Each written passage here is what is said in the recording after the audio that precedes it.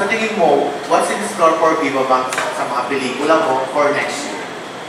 Mas fruitful, palagay ko, no? Hindi naman nila kaya ang Viva Max. Yun lang. Wala nang statement. Hindi nila kaya ang Viva Max. Marami ka pa bang gustong gawin? Ang alam ko, may mga gusto pang gumawa na ng BL. May interview. Actually, yun po, yun ang gusto kong January ng 2024, no? So sa lakab nga, naglagay na ako ng konting gay story. Until ngayon, gumagawa rin siya ng lesbian love story.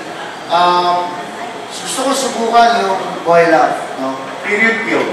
Yan, buti naalala mo, binabalak namin gawin yung yung isang erotica na historical.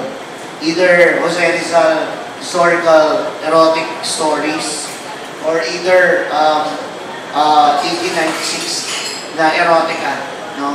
Gusto namin i-explore yun kasi baka doon nagka-leche-leche yung gobyerno o revolusyon no? Baka doon yun ang naging problema kaya napunta tayo dito.